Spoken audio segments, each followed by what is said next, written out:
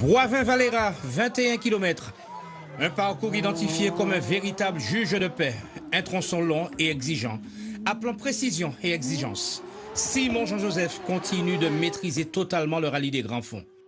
Il impose sa loi, creusant l'écart et confortant sa première place au général.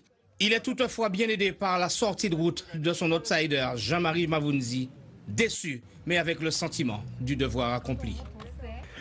Zéro regret.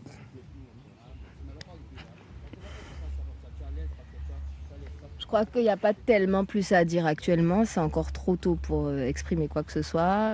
Il faut qu'on fasse l'analyse de ce qui s'est passé clairement. C'est pas encore clair. Il faut qu'on se dise une chose, c'est que voilà, c'est zéro regret parce que c'est le jeu. On a donné absolument tout ce qu'on voulait donner. Maintenant, c'est pas passé, c'est comme ça. C'est le rallye des grands fonds, c'est un rallye cassant, ben on a cassé. Chahi et Boukelzer tentent de faire de la résistance, respectivement 2e et 3e. Mais le Martiniquais pulvérise le chrono en 11,42 sur sa Porsche 911 GT. La spéciale numéro 7 entre Château-Gaillard et Cocoyer ne change rien au général. L'empereur Simon fait régner sa suprématie. Mais c'est devant un public conquis que s'est lancée la première étape du rallye des grands fonds. Point de départ, le mythique rond-point de Providence d'Othémar. Véritable carrefour stratégique et emblématique.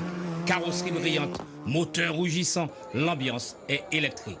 Le parcours de cette première spéciale est court, mais technique, entre virages serrés et portions rapides. Les pilotes doivent jongler entre vitesse et précision.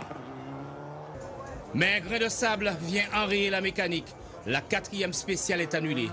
Un public trop indiscipliné, l'organisation neutralise la compétition. Rendez-vous dès ce soir, 20h30, pour les spéciales 10 et 11 entre Dupré et Douville.